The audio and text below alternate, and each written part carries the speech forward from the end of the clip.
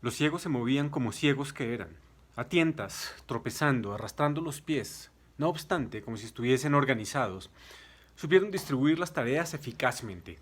Algunos de ellos, resbalando en la sangre pegajosa y en la leche, empezaron de inmediato a retirar y transportar los cadáveres hacia el cercado.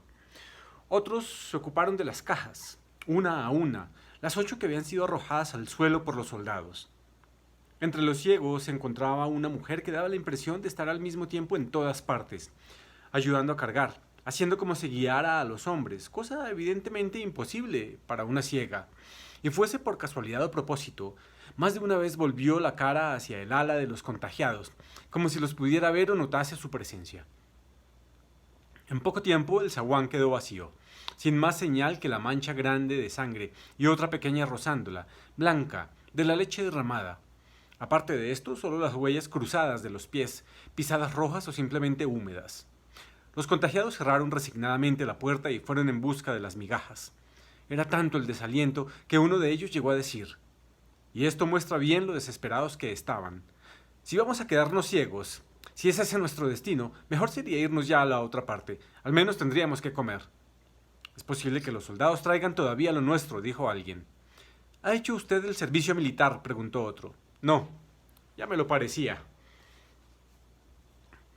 Teniendo en cuenta que los muertos pertenecían a una y otra sala, se reunieron los ocupantes de la primera y de la segunda con la finalidad de decidir si comían primero y enterraban los cadáveres después o lo contrario.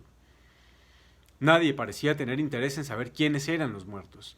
5 de ellos se tuvieron en la sala segunda. No se sabe si ya se conocían de antes, o en caso de que no, si tuvieron tiempo y disposición para presentarse unos a otros e intercambiar quejas y desahogos. La mujer del médico no recordaba haberlos visto cuando llegaron. A los otros 4 sí. A esos los conocía, habían dormido con ella, por así decir, bajo el mismo techo, aunque de uno no supiera más que eso. ¿Y cómo podría saberlo? Un hombre que se respeta no va a ponerse a hablar de asuntos íntimos a la primera persona que aparezca. Decir que había estado en el cuarto de un hotel haciendo el amor con una chica de gafas oscuras, la cual a su vez, si es de esta de quien se trata, ni se le pasa por la cabeza que estuvo y está tan cerca de quien lo hizo ver todo blanco. Los otros muertos eran el taxista y los 2 policías.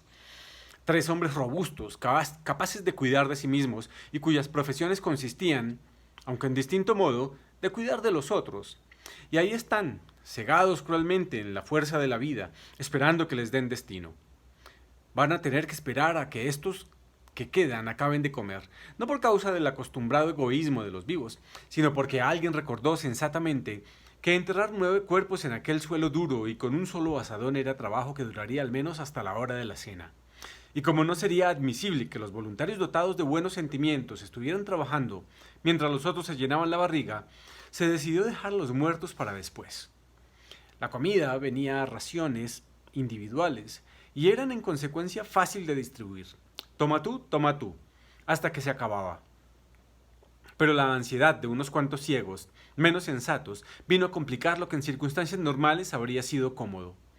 Aunque un maduro y sereno juicio nos aconsejase admitir que los excesos que se dieron tuvieron cierta razón de ser, bastará recordar, por ejemplo, que al principio no se podía saber si la comida iba a llegar para todos. Verdad es que cualquiera comprenderá que no es fácil contar ciegos ni repartir raciones sin ojos que los puedan ver, a ellos y a ellas. Añádase que algunos ocupantes de la segunda sala, con una falta de honradez más que censurable, quisieron convencer a los otros de que su número era mayor del que realmente era. Menos mal que para eso estaba allí, como siempre, la mujer del médico. Algunas palabras dichas a tiempo valen más que un discurso que agravaría la difícil situación. Malintencionados y rastreros fueron también aquellos que no solo intentaron, sino que consiguieron recibir comida 2 veces. La mujer del médico se dio cuenta del acto censurable, pero creyó prudente no denunciar el abuso. No quería ni pensar en las consecuencias que resultaría de la revelación de que no estaba ciega. Lo mínimo que le podía ocurrir sería verse convertida en sierva de todos, y lo máximo, tal vez, sería convertirse en esclava de algunos. La idea, de la que se había hablado al principio, era nombrar un responsable de sala. Podría ayudar a resolver esos aprietos y otros, por desgracia, aún peores, a condición, sin embargo, de que la autoridad de ese responsable, ciertamente frágil, ciertamente precaria, ciertamente puesta en causa en cada momento, fuera claramente ejercida en bien de todos y como tal reconocida por la mayoría. Si no lo conseguimos, pensó, acabaremos por matarnos aquí unos a otros. Se prometió a sí misma hablar de estos delicados asuntos con el marido y continuó repartiendo las raciones. Unos por indolencia, otros por tener el estómago delicado, a nadie le apeteció ejercer el oficio de enterrador después de comer. Cuando el médico, que por su profesión se consideraba más obligado que los otros, dijo de mala gana: «Bueno, vamos a enterrar a estos», no se presentó ni un solo voluntario. Tendidos en las camas, los ciegos solo querían que les dejasen hacer tranquilamente la breve digestión. Algunos se quedaron dormidos inmediatamente, cosa que no era de extrañar, pues de los sustos y sobresaltos por los que habían pasado, y el cuerpo, pese a estar tan parcamente alimentado, se abandonaba al relajamiento de la química digestiva. Más tarde, cerca ya del crepúsculo, cuando las lámparas mortecinas parecieron ganar alguna fuerza por la progresiva disminución de la luz natural, mostrando así también lo débiles que eran y lo poco que servían, el médico, acompañado de su mujer, convenció a 2 hombres de su sala para que los acompañaran al cercado, aunque solo fuera, dijo, para hacer balance del trabajo que debía ser hecho y para separar los cuerpos ya rígidos, una vez decidido que cada sala enterraría a los suyos. La ventaja de que gozaban estos ciegos era la de algo que podría llamarse ilusión de la luz. Realmente, igual les daba que fuera de día o de noche, crepúsculo matutino o vespertino, silente madrugada o rumorosa hora meridiana. Los ciegos siempre estaban rodeados de una blancura resplandeciente, como el sol dentro de la niebla. Para estos, la ceguera no era vivir banalmente rodeados de tinieblas, sino en el interior de una gloria luminosa. Cuando el médico cometió el desliz de decir que iban a separar los cuerpos, el primer ciego, que era uno de los que concordaban ayudarle, quiso que le explicase cómo iban a reconocerlos. Pregunta lógica la del ciego, que desconcertó al doctor. Esta vez la mujer pensó que no tenía que acudir en su auxilio porque se denunciaría si lo hiciese. El médico salió airosamente de la dificultad. Por el método radical del paso adelante, es decir, reconociendo el error. 1. Dijo en el tono de quien se ríe de sí mismo. Se acostumbra tanto a tener ojos que cree que los puede utilizar incluso cuando no le sirven para nada. De hecho, solo sabemos que hay aquí 4 de los nuestros, el taxista, 2 policías y otro que estaba también con nosotros. La solución es, por tanto, coger al azar 4 de esos cuerpos, enterrarlos como se debe y así cumplimos con nuestra obligación. El primer ciego se mostró de acuerdo, su compañero también, y de nuevo relevándose, empezaron a cavar las tumbas. No sabrían estos auxiliares, como ciegos que eran, que los cadáveres enterrados, sin excepción, habían sido precisamente aquellos de los que hablaron, y no será preciso decir cómo trabajó aquí lo que parece el azar. La mano del médico, guiada por la mujer de la mujer, tocaba una pierna de un brazo y decía: «Este». Cuando ya estaban enterrados 2 cuerpos, aparecieron al fin, procedentes de la sala, 3 hombres dispuestos a ayudar. Es probable que no se ofrecieran si alguien les hubiera dicho que era ya noche cerrada. Psicológicamente, incluso estando ciego un hombre, hay que reconocer que existe una gran diferencia entre cavar sepulturas a la luz del día y después de la caída del sol. En el momento en que entraban en la sala, sudados, sucios de tierra, llevando aún en las narices el primer hedor dulzón de la corrupción, repetía el altavoz las instrucciones consabidas. No hubo ninguna referencia a lo que había pasado. No se habló de tiros ni de muertos a quemarropa.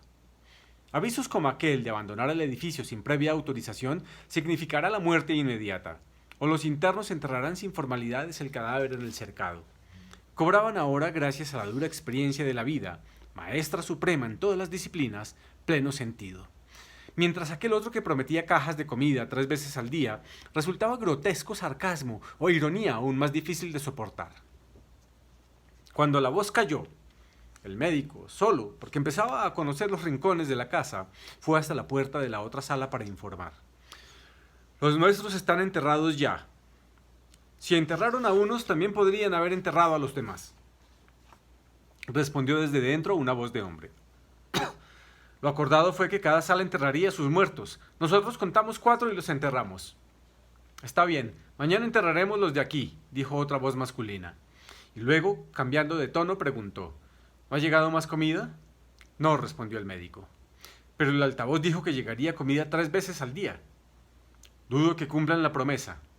«Entonces habrá que racionar los alimentos que vayan llegando», dijo una voz de mujer. «Parece una buena idea, si quieren. Hablemos mañana». «De acuerdo», dijo la mujer. Ya se retiraba el médico cuando oyó la voz del hombre que había hablado primero. «A ver quién manda aquí», y se paró, aguardando que alguien respondiera. Lo hizo la misma voz femenina. «Si no nos organizamos en serio, van a mandar aquí el hambre y el miedo, como si no fuera vergüenza bastante que no haya ido nadie con ellos a enterrar a los muertos. ¿Y por qué no los entierras tú, ya que eres tan lista y hablas tan bien?» «Sola no puedo. Estoy dispuesta a ayudar». «Mejor no discutir», intervino la segunda voz de hombre. «Mañana por la mañana trataremos eso». El médico suspiró. La convivencia iba a ser difícil. Se dirigía ya a la sala cuando sintió una fuerte urgencia de evacuar. Desde el sitio donde se encontraba no tenía seguridad de dar con las letrinas, pero decidió aventurarse. Esperaba que alguien se hubiera acordado de llevar el papel higiénico que trajeron con las cajas de comida. Se equivocó 2 veces de camino, angustiado porque apretaba la necesidad cada vez más y estaba ya en las últimas cuando por fin pudo bajarse los pantalones y ponerse en cuclillas sobre el agujero. Le asfixiaba el hedor. Tenía la impresión de haber pisado una pasta blanda, los experimentos de alguien que no acertó con el agujero o que había decidido aliviarse sin más. Intentó imaginar cómo sería el lugar donde se encontraba. Para él era todo blanco, luminoso, resplandeciente. Lo eran las paredes y el suelo que no podía ver. Y absurdamente concluyó que la luz y la blancura allí olían mal. «Nos volveremos locos de horror», pensó. Luego quiso limpiarse, pero no había papel. Palpó la pared detrás de él, donde se podían estar los soportes de los rollos o los clavos en los que, a falta de algo mejor, habrían sujetado algunos papeles cualquiera. Nada. Se sintió desgraciado a más no poder. Allí, con las piernas arqueadas, amparando los pantalones que rozaban el suelo repugnante, ciego, y sin poder dominarse, empezó a llorar en silencio. Tanteando, dio algunos pasos hasta que resbaló y se golpeó contra la pared de enfrente. Extendió un brazo, extendió el otro. Al fin dio con una puerta. Oyó los pasos arrastrados de alguien que debía de andar también buscando los retretes y tropezaba. «¿Dónde estará esa mierda?», murmuraba con voz neutra, como si en el fondo nada le importase saberlo. Pasó a 2 palmos del médico sin apercibirse de su presencia, pero no tenía importancia. La situación no llegó a resultar indecente. Podría serlo, realmente, un hombre con aquella pinta, descompuesto, pero en el último instante, movido por un desconcertante sentimiento de pudor, el médico se había subido los pantalones. Luego, cuando pensó que no había nadie, volvió a bajárselos. Demasiado tarde. Estaba sucio como no recordaba haberlo estado nunca en su vida. «Hay muchas maneras de convertirse en un animal», pensó. Y esta es solo la primera. Pero no se podía quejar mucho. Aún tenía a quien no le importaba limpiarlo. Tumbados en los camastros, los ciegos esperaban que el sueño se compadeciera de su tristeza. Discretamente, como si hubiera peligro de que los otros pudieran ver el mísero espectáculo, la mujer del médico ayudó al marido a asearse lo mejor posible. Había ahora un silencio dolorido, de hospital, cuando los enfermos duermen y sufren durmiendo.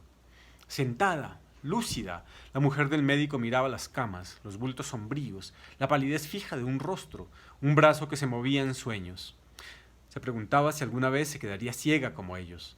¿Qué razones inexplicables la habrían preservado hasta ahora? Con un gesto fatigado se llevó las manos a la cara para apartar el pelo y pensó: «Vamos todos a oler mal».